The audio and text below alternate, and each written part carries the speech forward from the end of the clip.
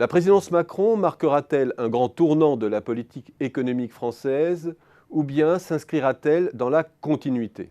En premier affichage, le programme d'Emmanuel Macron revendique haut et fort une révolution flexicuritaire inédite qui marierait flexibilité, incitation à l'innovation au niveau de l'entreprise, socialisation des risques au niveau des individus et haut niveau d'investissement dans la formation du côté de l'État.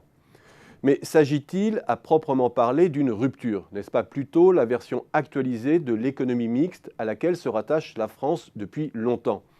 Une volonté gaullienne de marier capitalisme et socialisme, État et marché. Car avec Macron, la priorité n'est pas à la réduction du poids de l'État, plutôt à une réallocation des dépenses vers des dépenses d'investissement, avec une forte conscience que les réformes ont un coût et doivent indemniser les perdants, et que la réduction des dépenses de fonctionnement de l'État passe par des investissements préalables.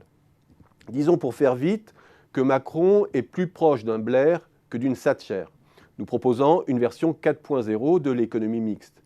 Et au fond, en réaffirmant l'option européenne, Macron opère moins un tournant qui ne s'inscrit dans une suite de révisions incrémentales du modèle mixte français.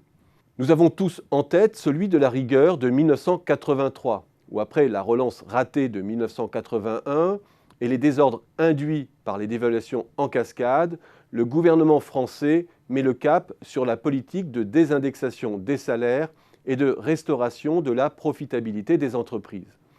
La ligne Delors-Fabius, qui prône une adaptation à l'économie de marché, l'emporte alors sur celle de Chevènement, qui plaide pour une fermeture de l'économie française et une sortie du contraignant système monétaire européen. C'est désormais ce double choix fondateur du franc fort et de l'intégration européenne renforcée, puis élargie, qui fixera le cap de la politique hexagonale.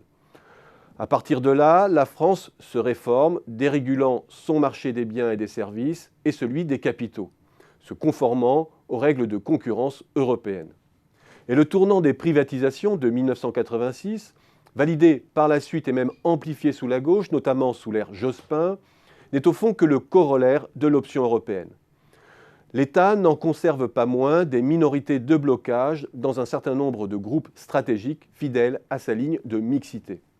C'est pris dans ce jeu de contraintes et d'harmonisation européenne que s'opère un autre grand tournant de la politique économique, celui de la fiscalisation de la protection sociale, avec la CSG en 1991 sous Rocard, pour ne pas surcharger le travail.